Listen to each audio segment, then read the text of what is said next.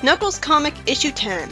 Aether gets a prophecy about a guardian becoming awesome that's so vague that I'd be amazed if he could get any sort of meaning out of it. I'm not comfortable with the guy calling him Brother Aether, because that makes me think he's like a member of a clergy in a Sonic comic. And also, I thought Aether was a loner who worked alone with the Ancient Walkers. But now all of a sudden he has an echidna friend and we're expected to just accept that he's always been there. He asks Aether if the Ancient Walkers had called him away again because he's been in retreat for longer than usual. Aether warns his tribe that a day of fury is going to come soon and they should all pack up and move on, much to a lady's disappointment at having to keep on with the journey. So he has a whole tribe now? And they're going on a journey to a refuge. Why? They're all on a snowy mountain as well. But we saw Aether in the desert and down under earlier, so was his tribe with him there too, or is this very recent? And Disciple, ugh, I don't like that being referenced in Sonic either. He puts some guy in charge in a council who isn't normally in charge, and says to himself that he feels like a parent watching his child leave the nest. At least he's showing a soft side. After Aether thinks about turning to someone, Knuckles meets up with his mother. He was on his way to Echidna's security team HQ when he saw her go in, and decided to wait for her instead. Aw, that's sweet. That combined with the sad expression of his, makes him seem like a child who's really attached to his mom and waits around for her to finish work. And now I'm thinking of that little girl in Station Square who spent all that time waiting for her dad to come home from work. Considering Knuckles hasn't seen his mother since he was very young, it makes sense that he would regress when it comes to the way he treats her, as he hasn't known her for long enough to naturally progress to treating her like a typical teenager would. After Knuckles' mother says he didn't have to wait outside, Knuckles explains that he just didn't feel comfortable, and his mother confirms my assumption about why. He had been raised on the floating island, so he feels like a fish out of water here, even though he's an echidna too, which should be even more frustrating for him. Then he says that his father taught him history, math, geography, and science. It seems like his father was pretty well educated and good at homeschooling him, so I'm glad he didn't really miss out. But again, this is certainly a departure from the Knuckles in every other continuity, because I'd never describe Knuckles to be educated. I picture him to be totally uneducated from spending his whole life alone guarding an emerald. But this is comic Knuckles, so it's an alternate version of him after all. After Lara asks him if he was taught the tones, which I assume would make him even more powerful into learning how to be better at magic, we cut to Constable Remington being an unforgiving jerk to Julie rather than immediately seeing Knuckles' reaction. Julie even points out that she kept Kragok from bailing, but somehow that's not good enough for the Constable, even though that should make it blatantly obvious that she doesn't deserve to be treated like this anymore. The Constable says that Knuckles doesn't remember much of his recent encounter with Interjack. Seriously? It'd be fine if they at least explained exactly what he doesn't remember, but they don't. At least they try to give an explanation in the text blurb, saying that it's because Knuckles had spent some time with disassociated molecules. But Aether saved him from that fate really quickly, and he didn't show amnesia at the time, so maybe it was a delayed reaction. But again, either way, it feels very arbitrary.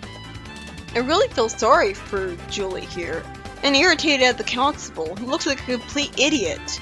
And then Aether shows up, meeting with Lara, and I like how the two of them are happy to see each other. It's nice to see Aether smiling for once, and being greeted kindly for once. Sure, I didn't like him at first, with him being arrogant and hating technology for no reason, but so many other characters are shown to hate him irrationally that now I just feel sorry for him. I love how Lara actually stands up to Knuckles for being irrationally disrespectful, especially since Aether saved his life when he was being destroyed by Interjack, and saved the day again in a battle with Mammoth Mogul. That on top of him being buddies with the powerful Ancient Walkers, this guy has officially my respect. So I'm pretty happy Lara stands up for him here, saying like a scolding mother, "That's no way to talk to your great-grandfather. Now I want you to apologize." I like seeing the side to her, showing that she knows how to discipline like a mother, as well as being a nice person. It helps legitimize her being his parent. I also smiled and almost chuckled at seeing Knuckles look really sad and apologize. It's nice to see that for once. And it humanizes Knuckles and makes it more relatable seeing him experience this kind of thing. With that, Aether says it's the time of prophecy and whisks Knuckles away with the Ancient Walkers. I feel bad that Knuckles didn't get to spend some time with her like he wanted to, but I guess it was a little too soon. We then cut to Constable Remington asking for reports from his secretary. I always really like the echidna designs of the female ones a lot more than the male ones, because they're better at avoiding the whole "they all look like Knuckles" problem by looking more feminine, having all sorts of different hairstyles and stuff. I like this design, I love Lara Lee's design, not so much Julie's though. Anyways, Remington is given a mugshot for someone who's been out of sight since his parole and told to check on him. But then Archimedes shows up asking for Knuckles because he was told he'd been heading for the station. Constable then politely asks Archimedes if he could tell him a thing or two about Julie Sue. I like how polite and amicable they are with each other. And how Archimedes goes angrily, "What lady?" defending Julie Sue. Aether tells Knuckles that he's entering the eastern hemisphere of the surface of Mobius. I like how deadpan and matter-of-fact he is while saying crazy stuff like this, as if he thinks Knuckles is the weird one for not being used to this. It's kind of amusing. Knuckles asks how that can be when there's echidnas down there, and Aether explains that it was the choice their ancestors made during the time of the coming disaster almost 600 years ago. So good, we're going to know exactly what that tribe was all about. It all started with some ancestors of Knuckles, a scientist couple, Jordan and Kalala, that last one's kind of a weird name, who had discovered a comet on collision course with Echidna Pallas. Okay, no information please, I already know this. At least I know their names now, but I'm just gonna forget them. It turns out that one of Knuckles' ancestors objected to the echidnas having a bitchin' floating island, because the echidnas weren't meant to soar in the clouds. Sounds like philosophical bullshit to me. If anything, them not being meant to is what makes it awesome. Since Arrakis, who probably has a fear of heights, wouldn't accept no for an answer, he asked the council to allow the people who want to follow him of their own free will to do so. This just reminds me of how the council later on wouldn't give the people the choice to keep their technology if they want to. It's like they've become more dictatorial since this point in time, when they're letting everyone who wants to stay on the land to do so. I actually felt pretty sorry for one of the echidnas following him. He looks so depressed. Aether explains the depressing news that this tribe of the echidnas has wandered ever since, looking for a place they can call home. It reminds me of the Selkies in Final Fantasy Crystal Chronicles. Why can't they just set up a village somewhere? Are they outcasts who aren't allowed to form their own village just about anywhere? Also, they must have been pretty lucky to have miraculously avoided being captured and roboticized by Robotnik, when even the freaking dragons got that fate. Why aren't all of them roboticized by now? I feel pretty sorry for this tribe. They really should have their own land. But instead, they keep getting booted off any land they try settling because it turned out other people had claimed it. I like how they have a sympathetic justification for it once, with the guy politely saying that we barely have enough food to feed our own kind. And then we see the more unpleasant folks who outright tried to hurt them. But the first one, that's a hunter-gatherer guy. This was 600 years ago, not 600 million. Was this like some sort of indigenous jungle or something? I guess they want to stick with a tribe, so separating from the tribe to just find a home in any random city like normal people wasn't an option. They wanted to find their own land for all of the tribe. Soon we see the cars break down, with the mechanic explaining that there's no spare parts for them to fix them. And because of this, the tribe gives up on technology completely. Because I suppose a wandering tribe wouldn't have easy access to the materials for building and repairing technology in the first place. So this is an actual logical reason for them to give up on technology. They're not really giving it up and shunning it, so much as they feel forced to because they can't maintain it forever outside of civilization. But even then, I hope they're not giving up on it entirely, because that would be really stupid of them.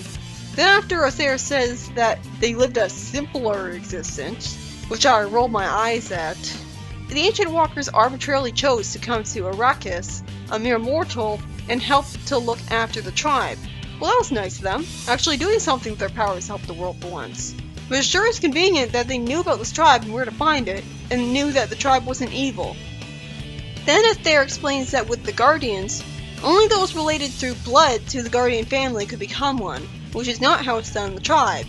Because, I guess, well then how do they determine who deserves to be the guide then? Do they flip a coin? I mean, you can't really get job training for that sort of thing. Then we cut to the Chaotix eating at a restaurant, which I really like getting to see for once in Sonic. It makes them more relatable and the world more believable. And Vector looks like a cold-hearted jerk, having no sympathy for Julie at all, even after SPO points out that she could have killed him but didn't. You'd think Vector would be more grateful. Charmy then shows up, saying that the constable wants to talk to them right away. And I like how Mighty's all excited, saying, "Finally, something to do!" Mighty's reaction to him being playable in Sonic Mania Plus. I like Knuckles interrupting himself from calling Aether by his name to show more respect by calling him his great-grandfather instead. It shows that he's learned an actual lesson from his mother's scolding of him. Then Aether is prevented from finally explaining why he's involved with the tribe when he senses that something's wrong and points it out. Somehow, he knows that the Day of Fury is here. At least explain that he's psychic. An earthquake happens as he orders the tribe to take to high grounds and climb away from the random fire coming beneath them. And Knuckles has a hero moment where he saves one of falling into it. Aether insists, despite Knuckles' logic, that there is no safe place because the Day of Fury is nature's way of adjusting to environmental changes and occurs over a certain duration. I'm not really sure what I'm seeing in these panels. I guess someone who looks a bit like Sally holding onto something in front of Rotor to prevent herself from getting blown away. And then we see Uncle Chuck talking to Roby in the background as Aether explains that the last time nature arbitrarily had a fuck you moment like this was 1200 years ago. Knuckles then brings up the fridge logic of how anyone survived the last time rather than it killing off everyone on the planet if it's so bad. Aether then says that most people didn't survive. And as we see the tribe in serious peril, Knuckles complains, "Oh great, several hundred echidnas about to be burned to a crisp and you say it's a lost cause." I like that line. It's cathartic to hear. This story by Ken Penders introduces a wandering tribe of echidnas. And I like how they're giving an origin right away that makes sense. It makes sense that some people be wary about moving to permanently living on a floating island, rather than every single echidna going through with it despite a fear of heights. Aether being involved with it makes sense because it's involved with the ancient walkers, who were nice enough to protect the tribe. But the Day of Fury, which I assume is another random magic overflow phenomenon, I don't like it because it feels so arbitrary even then. Just random doom and gloom every so often that killed off most of the planet for no reason. This is almost no better than the Dark Gaia stuff in Unleashed. I also found it annoying how Vector still hasn't gotten a clue that Julie's an evil yet, even though he acknowledges that she decided not to kill them. Something that should have proved it beyond a shadow of a doubt. Despite a few annoying parts, I did enjoy this story though. I was fully invested in its interesting world building, spanning on a wandering tribe of echidnas that I felt pretty sorry for. And I'm also pretty invested in what will happen to Julie, and hoping that maybe the constable will come to his senses about her.